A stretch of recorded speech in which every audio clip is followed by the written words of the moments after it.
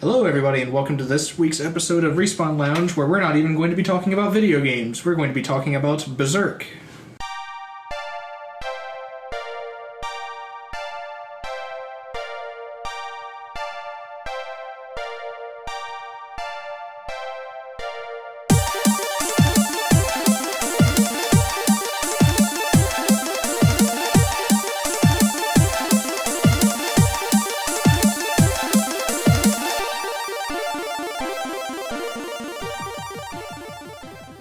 Berserk is rad. Berserk's awesome. I think you actually introduced me to it, Dan. I did. Yeah. Well, you introduced a lot of us to it. Like, almost all of our friends have read it now. Yeah. So Berserk is a manga that began in 1989. It also has a television series. It has an old one and a new one. Don't watch the new one, though, because it's bad. It has a couple of film series that are all pretty... It has 3 movies, right? Yeah. They're all pretty good. Also on There's- Netflix, I think. Yeah, at least one of them is on Netflix. At least the first one's on Netflix. Yeah, so we've talked about Berserk on our show before in the Dark Souls episodes because Dark Souls is very blatantly inspired, Yeah. plagiarized from Berserk.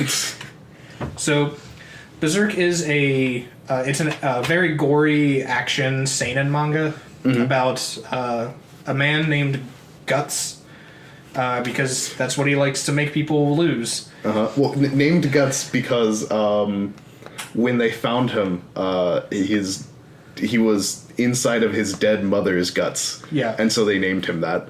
Yeah.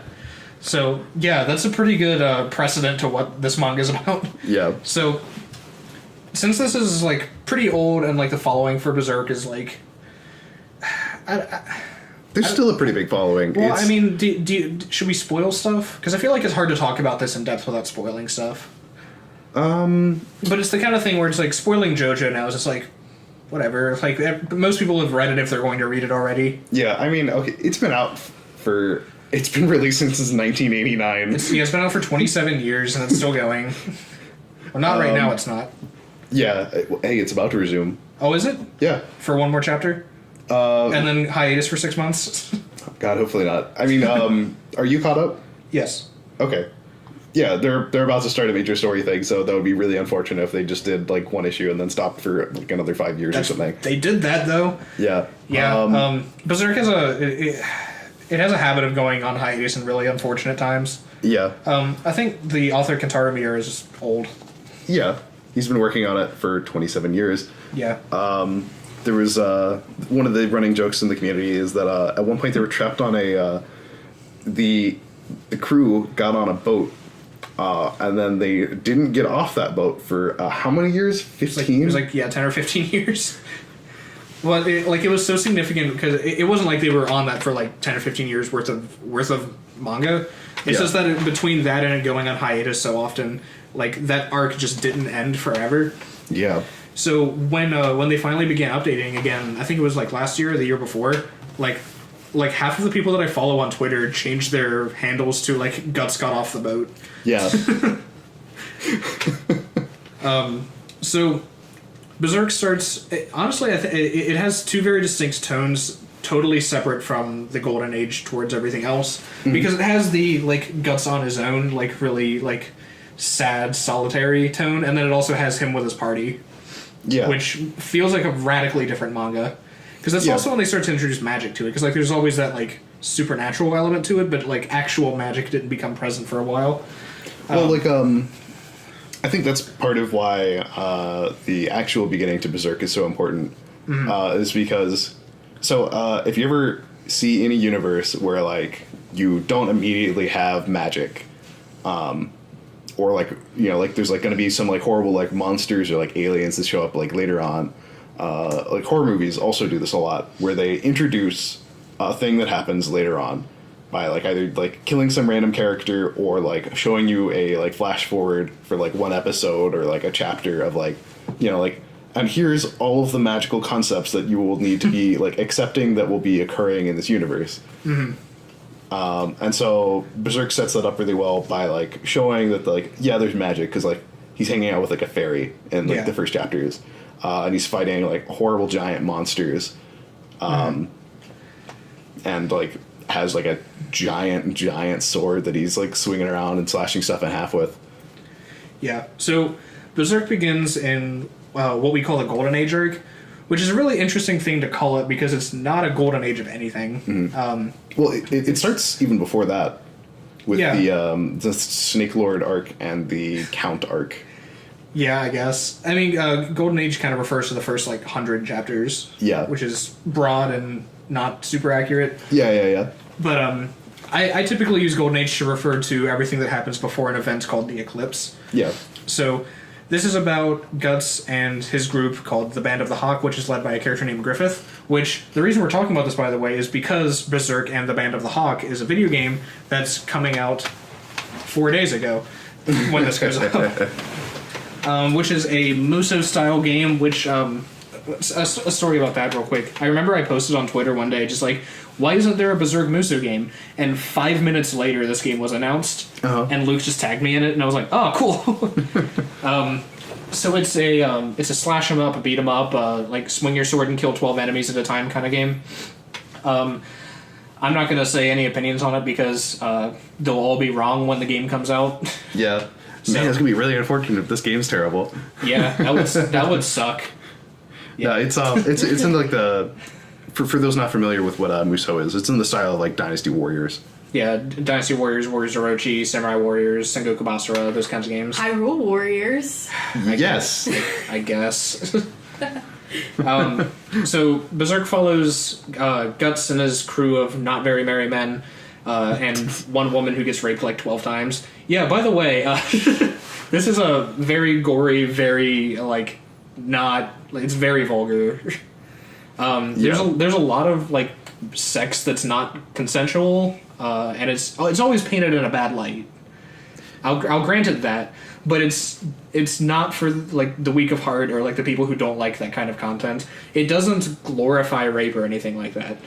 It doesn't make it seem like a good thing. No, I mean, it does sort of have the medieval fantasy problem of just women getting raped by fantasy characters all the time. Yeah, which is really weird. It is a product of an earlier time, which doesn't excuse it, but no, it is I should give fair warning if you're going to get into this. Expect that kind of content. Yeah. Even the series is not very friendly towards women. No, and it's trying now. The problem is it's been on hiatus for 80% of the last couple of years. Yeah. But there's a character who named Casca who is in the first arc and a pretty powerful character who's a woman who becomes the driving force of Guts' motivation later on by losing her memory and her strength and her powers and stuff.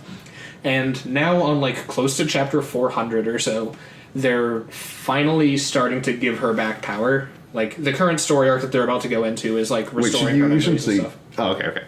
Yeah. They're getting ready to make her a powerful character again, which kind of feels maybe. Yeah, hopefully. But they women are painted in a really bad light in Berserk, and that is a product of its time, like I said.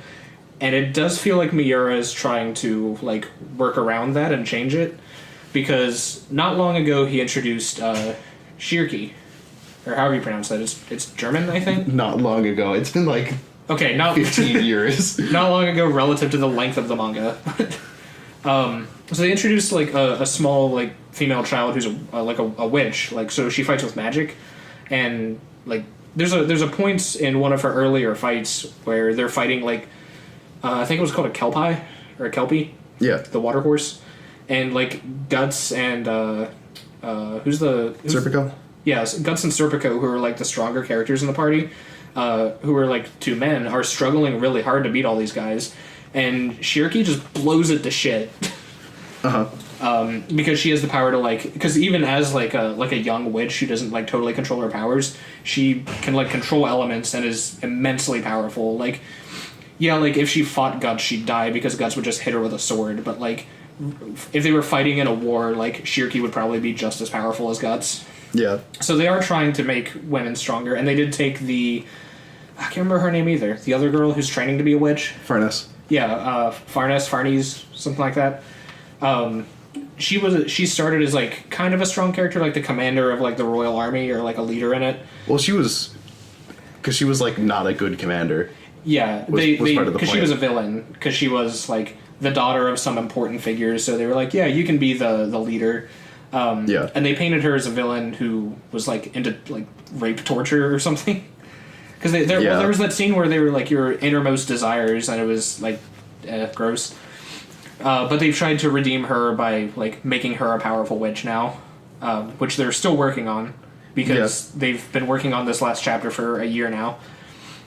So this was a long way for me to say that women weren't treated very well in Berserk, and I think Mir is trying to remedy that now. I think that's not really a fix, because it's still sort of the same thing of like women can be powerful in fantasy, but they have to do it through either magic or like they have to be like women can be like this like the ranger sort of character, or they could be like the mage, they can never be they can never be like the fighter sort of character. Yeah, that's a really big trope in just about everything, is that women are always range characters. They're never up close and fighting. Like, if the world has guns also, the woman's always a gunslinger, which you think is really cool, but then there's still people who have like swords and shit. Yeah. So they're always distanced, and then that also makes them sort of like glass cannons too, where they're not physically strong, even though they shoot bows. Which, I mean, to be fair, Serpico's also not very physically strong. Like he fights with a sword, but he's really lanky, and his power is mostly like being able to fly and not hitting stuff hard. Sure, but he's like I mean, like he is a close range fighter. Like, he's not a wizard like the other ones are. Yeah, it's not like there like isn't like a strong male character, because like that's the main character. Yeah, I'm not saying it's any better. I'm just saying like I would rather them make them powerful mages, because that is kind of working it into like that's within Berserk's lore. Like I don't feel like they're conflicting with the story thus far. No, I mean like I don't think them being mages is going against the lore. I just don't think it's like a. What I mean is it's a towards compromise to like fit it into Berserk's predetermined lore, as well as trying to make women powerful. I think the better answer would be to introduce a strong woman fighter. But maybe we they just don't have want more Casca characters. back. Yeah, well that's exactly what I'm hoping they do with Casca. Is like when she gets her memories back, if she does, like she just becomes like Serpico strong or something, because she's not going to match Guts, because that would defeat the point of the manga. But yeah. It hasn't been nice to women, and it's still not, but it's trying, just not very well. Yeah, it's trying in the same sort of way that like any like generic fantasy thing does, where it's like at least they're not just rape they're- objects now.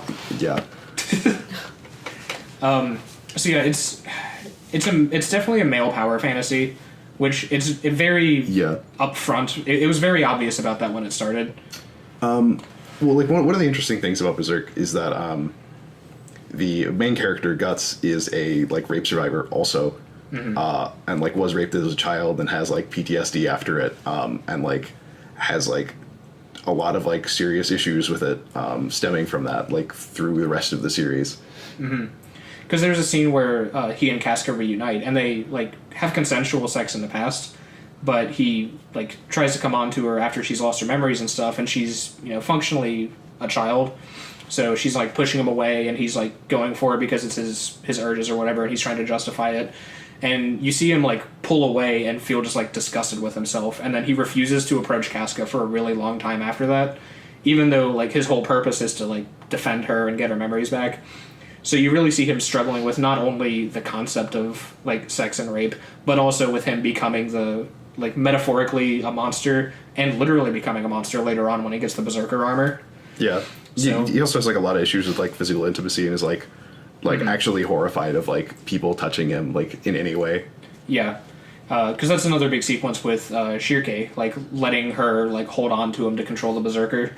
So yeah, So that's nice. I'm not going to pretend this is like a feminist manga or anything like that. Not at all. Like, I do respect at least the vague attempt at reconciling, with it being really really bad about it in the past. I would like there to be more, but also there hasn't been a chapter in close to a year. So I mean, it's been like 5 or so months now, isn't it? I don't think so. Oh no, because they brought it back for a few chapters and then it went back on hiatus. Because they got off the ship and then they landed and then it went back on after like 5 chapters. So yeah, there was something in between, but it wasn't much.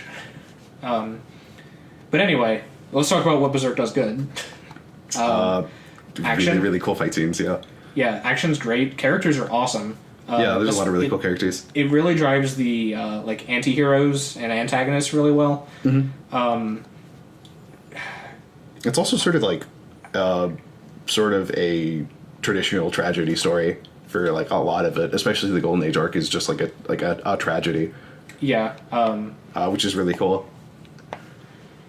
Yeah, because it's Griffith being generally a good guy, and then like acts too heavily on his ambitions. Because it's Griffith is the commander of a ragtag army who saves a kingdom, and the princess of the kingdom falls in love with him, and the king is like, yeah, Griffith, you're cool, but you're still a peasant or whatever. Well, he gets a royal title, yeah. Which is what he'd been aiming for. Because like his main goal, his driving force is that he wants to build a kingdom of his own. Yeah. So he like sneaks into the window of the princess and like they have sex and you see the blood stain on her sheets, like her father sees it. Because of course that's how it works. That's not really how sex works, but so the king like gets furious with Griffith for like defiling his daughter, which seems at the time kind of counterintuitive relative to the king. Turns out the king has like a sex fantasy with his daughter because she looks like the deceased queen. So, yeah, sex is the driving force of pretty much everything in Berserk. Either sex or big swords. In one scene, both. Gotta say, I'm a much bigger fan of the big swords parts. Yeah, which, I mean, obviously the rape's supposed to make you uncomfortable, and it does. Yeah. I really prefer when Guts is just hitting stuff. I mean, I guess I understand it. I just vastly prefer when he teams up with Zod and they take on the giant face of a thunder god. Yeah, that part's awesome. Yeah, and that's what I was talking about with the anti-heroes, is Zod is one of the antagonists of the Golden Age arc, and he's... Wait, is that Zod? Yeah, it is. Yeah. The first demon they fight where he cuts off his horn? Yeah, it is. Yeah. No, there was another one who I was thinking of, Wild. Yeah, Wild dies immediately though. Yeah, okay. I just remember there were two big monsters. So Zod's a human who turns into a demon, or vice versa, I guess. Yeah. Whatever. He's both. He's a demon that can take human form. Yeah, and he joins up with Griffith, who becomes the primary antagonist, which is another part of Guts' motivation, is to take down Griffith for betraying their army. So what the eclipse was is Griffith found the Dark Soul, and he used it to commune with these gods called the Apostles, or no, the God Hand. Yeah, the God Hand, which were like four powerful beings who basically said like, we'll give you the power of a God Hand and make you into one, and he becomes a character named Femto, who was the final member of the God Hand, but at the cost of killing his entire army, the Band of the Hawk. Yeah. So all of the characters that you grew to love over the course of like 100 chapters get murdered horribly by demons. And by Griffith. And by Griffith. And it's really gruesome. Like, I have a pretty good stomach for this kind of thing, and even I was like really perturbed by these scenes. Griffith then naturally rapes Casca, and it pisses Guts off, who like is getting his arm eaten by a demon, and he rips his own arm off to like go and save Casca. And a character named the Skull Knight like cuts the universe in half and jumps into the eclipse to save them both. Yeah. So now they're branded, which is what that symbol on the back of Guts' neck is, which causes demons to, in this now like apocalyptic Dark Souls style world, demons exist and are coming after these two characters. So I can't remember like how did Casca escape them? Doesn't like she had like pure heart or something like that? Some kind of magic. Wait, what are you talking about? There was some reason why Casca wasn't getting attacked by the monsters at first. Oh, only Guts was. Well, or no, it was because she was carrying Griffith's baby, so yeah. they were leaving her alone. Yeah. So there's a lot of stuff with that, but it's very strange. But going off of what you were talking about earlier, I think one of like because you talked about Griffith being the primary antagonist. And I think what's really interesting is that he actually sort of isn't. He's sort of just he's definitely the antagonist to Guts for like a good bit of it, but after the eclipse, he's just gone, and Guts is trying to find presumably a dead or ascended. Yeah, well, he's ascended, so like he's not in this universe, and like Guts is trying to like find a way to get to him, and then like.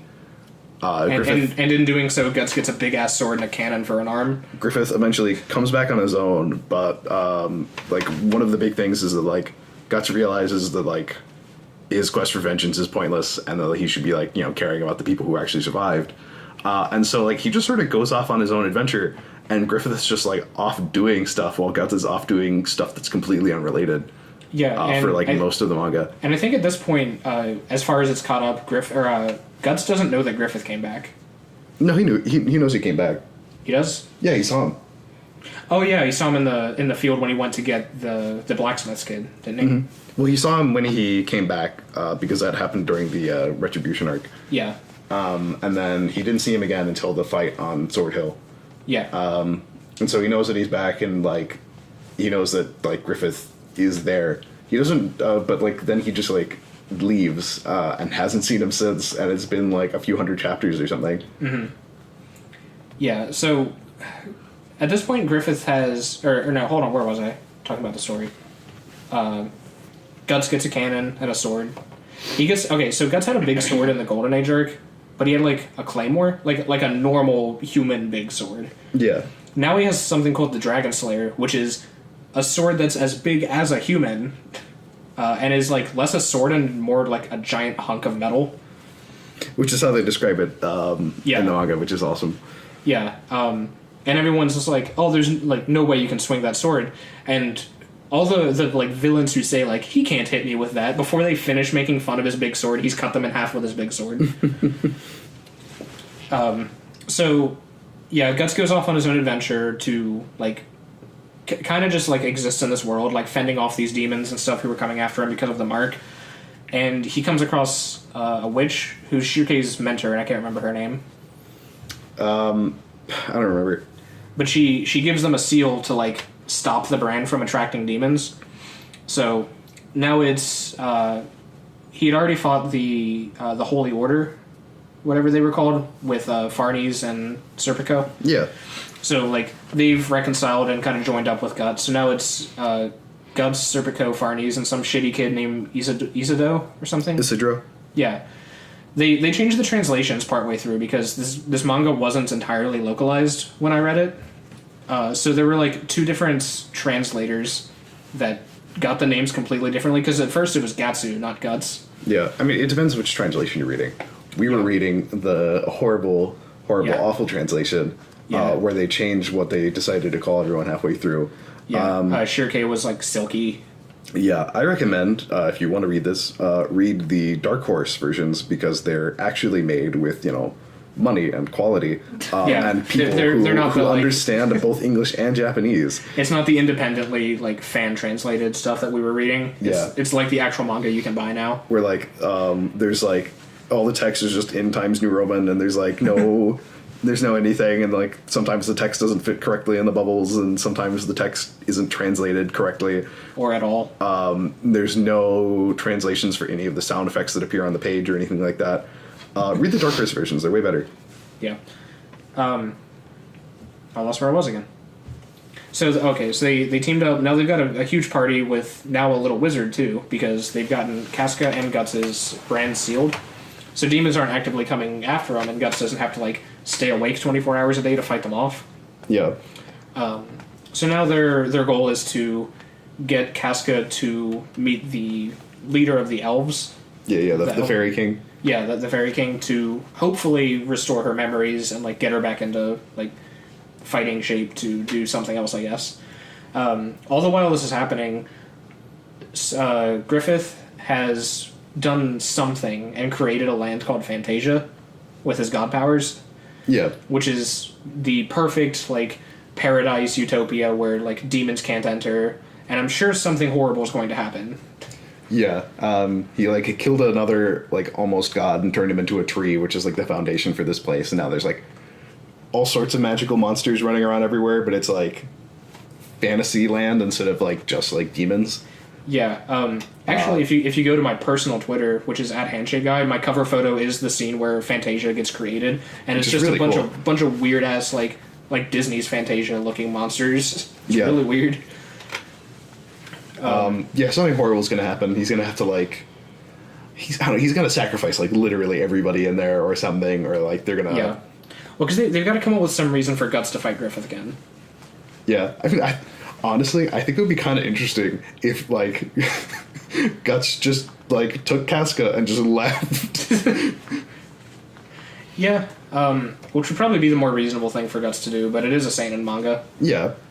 Yeah, I'm sure there's going to have to be some big fight scene where they're going to show down, which will be awesome, but... yeah, because we've already seen that Guts can, like, slay gods. At least with the help of Zod, he could. Yeah. Because that was, Zod has become one of Griffith's apostles. Because you have the God Hand, and then their underlings are called apostles. And there's him, there's... Who's the archer guy that looks like Sven from Dota? Oh man, I don't know. There's a lot. There's like a lot of... He has like 5 or 6 that travel with his new army. Yeah. And they're all like some weird half-demon thing, because they all... Locus, that's his name. Yeah. They all made... the idea is that each of the apostles, which are like these like half-demon things, made the same sort of deal that Griffith did, where they sacrificed something they loved for something they wanted. Mm-hmm. And Locus sacrificed Usually his a person. eyesight, I think. Something like that. Locus is blind. Well, it's not clear whether he's blind because of that trade. Because Or if he's just blind usually, anyway. usually the trade means you like kill the person you love. Mm-hmm. But I bring up Locus because A, he's my favorite of the apostles, and B, his design in human form is obviously Bloodborne. It's where Bloodborne drew its inspiration, because Bloodborne's got that theme of like blind hunters, and he's also wearing a tricorn hat, and he's also like dressed in like lighter armor, like leather stuff. And I think he refers to himself as a hunter too. Yeah, because he is. Yeah. What else is there to talk about with Berserk? I just like Berserk usually comes down to just saying like, man, isn't it great when Guts hits stuff? Yeah. Yeah, I mean, a lot of Berserk is just like, where it's famous for is just like the really cool fight scenes, the really detailed art, and like it picked up a lot of like, or it picked up a lot over time just because like the Golden Age arc is like really interesting and really cool, because it's a really low fantasy setting until after the eclipse. Yeah, it's fantasy insofar that there are 2 demons and like I think some lesser demons. You only see 2 demons until the Zod eclipse. and Wild. Yeah, you see Zod and Wild, and that's it until the eclipse happens. Yeah, and then you see like a few hundred. Yeah. So, yeah, it's low fantasy. It's like medieval and like some such wars going on is pretty much as far as it goes. Yeah. But after that, it gets very like gruesome. Like, so when people talk about dark fantasy now, they tend to be talking about like Lovecraft inspired stuff, which Berserk isn't. No, I mean, at all. there's like some slimy shit, like the water god was a little bit Lovecraftian, but by and large, it's very uniquely dark, which I really respect because I like Lovecraft, but it's getting kind of overused as inspiration now. Because literally none of these people who've tried this have done it correctly. Yeah, I mean, Bloodborne gets kind of close. Like with the DLC, you go to a town that's obviously Innsmouth. Yeah. But that's pretty much it. Because Lovecraft is more than just tentacle monsters. Yeah. But it has a bunch of eyes and mouths. That's what it's all about. That's what cosmic horror is, right? Yeah. At least you can go insane in Bloodborne. Yeah. Yeah, like there's no magic at all in the beginning or like the Golden Age arc of Berserk. Like it's set up that there's going to be, and that's why like the first 2 arcs are so important, is because like otherwise like where's all this stuff coming from? But like there's no magic. There's 2 demons, and everyone just like has like swords and crossbows and like bows, and they're just like fighting it out. Yeah, it's kind of like unrealistic medieval. Like there's a character Judo who just fights with throwing knives. Yeah, which I mean, totally wouldn't work in a medieval war, but he has throwing knives, and he also has because he also has a sword, and he rides horses, and he wears armor and stuff. but there weren't like themed fighters in medieval warfare. No, yeah, he's more of a roguish character, and there's some extra abstraction for all that, but he's not flinging magic arrows, and his throwing daggers don't have a million They don't other tiny explode poison daggers in them or something. It's very just Western low fantasy, or it's very just the beginning of Berserk is just very much low fantasy Western styled sort of things going on. Mm-hmm. Just a war. Yeah, which is in the grand scheme of how long Berserk is, those first 2 acts are a surprisingly large portion of it, which is really easy to forget because by the time you read the fairy arc at the beginning of the after the eclipse, the very next one after that, when they introduce magic, it gets so abstract from that realism that it's almost unrecognizable as what it was in the Golden Age. Yeah, I don't know, I had a lot of trouble getting used to it as it went on. Mm-hmm. From the Golden Age arc, just because the Golden Age arc is so very succinctly what it is, and then ends at the eclipse, and then becomes an entirely different thing after that. Yeah, it's it really is a different manga. The tone, it's always dark, but it gets really radically darker after the eclipse. Because even when I was reading it at first, I knew what the eclipse was and I knew what happened, and I was still oh my god when it happened. Yeah. Actually, I would argue it gets much brighter after the eclipse. Yeah, the eclipse is definitely the low point. Yeah. I mean, it remains dark relative to Golden Age, except it's right before they go to the island and get on the boat. After they when you see the girl that's the apostle to Griffith, the little girl who can see the future or something like that. Yeah. It starts to get almost cheery at that point. Yeah, because everyone has groups of friends that they're just hanging out with and going on adventures on. Yeah, even the bad guys. they're still fighting demons, but when they fought what's his name, the priest with a rock face, Mosgus. Yeah, Mosgus, who's kind of the first big demon that Guts fights, real threatening, not a ferryman. Yeah. That's it looks like Guts is gonna die in that fight. And they don't really have a fight that's that intense again until he fights the Thunder God with Zod. Mm-hmm. Well, there's the fight with Grunbelt that he just loses. Oh yeah, but in general, he mops the floor with a lot of people. Serpico tries to fight him. Serpico tries to fight him twice, and both times he does so by trying to use the environment against him, fighting Guts on the side of a mountain where he can't swing his sword, so he surprises him with his exploding bomb arm instead. Mm-hmm. And then he tries to fight him again in a cathedral where he can't swing his sword around because he'll knock down the support beams, and then Guts just does it anyway because he doesn't care. He's you'll knock the building down. He's all right, fine, guess the building's coming down. Uh-huh. Yeah, I mean, any more than this, I think we're just kind of fanboying about Berserk. We already have been. Yeah, I mean, we've pretty much gone over the story. Yeah. A lot, it's a very, simple manga, I guess. When I say male power fantasy, I mean, I like when big guy hit thing with sword. It's very, Conan style. Yeah. Women are basically objects and men are always cool and big. And all the little men are villains. Mm-hmm.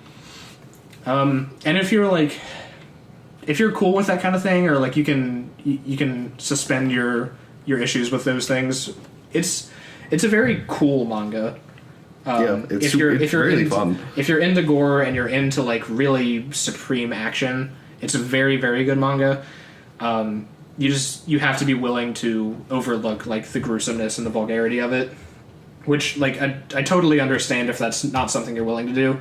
But if you're into that kind of thing, definitely check it out. If not, you're probably not missing anything that you would have enjoyed otherwise. But if you liked Dark Souls and you liked Bloodborne, and you can deal with those gruesome kind of fantasy settings, you'd probably be into Berserk. I think that's good. Cool. All right. I said rape a lot more than I wanted to. Yeah. Thanks for listening, everybody. Yep. If you want to check us out elsewhere, you can follow us at respawn_lounge on Twitter. Get at us on Facebook. You can email us at respawnloungeofficial@gmail.com. Check out our website, respawnloungeofficial.wordpress.com, where we post something every Tuesday, some kind of writing piece. What else? If you want to suggest anything for the show, if you want to be on the show, or you want to like call in something like that, send us an email. If you want to make suggestions in the YouTube comments, that's cool. If you want to post on our Facebook, that's cool. We will try to post discussion topics on the Facebook and the Twitter. We'll try to share some stuff on the Twitter too. I haven't been really active there because I'm just not really drawing a lot of attention. We started seeing some fan interaction. I'll definitely get back on that though. If you have anything you want to say to us, feel free. We're perfectly open to criticisms, and yeah, it should be it. If you like this kind of thing, stick around. We're going to be doing this for a while, I hope. Mm-hmm. As long as my mic doesn't get stolen, because I never lock my car. Don't say that. The internet's going to come steal our microphone. Yeah, now I'm going to see a ton of people just swarming my car. Mm-hmm. There it is, the one that says Respawn Lounge on the side. It's actually just a couch. Yep. Oh my god, can we get the Respawn car? No. Lend me some money, Dan. Okay, that should be it. This, I don't know what our next episode is going to be. Classic shooters, I think. Yeah, that'll be fun. That's subject to change, though. But we will do that in the coming weeks.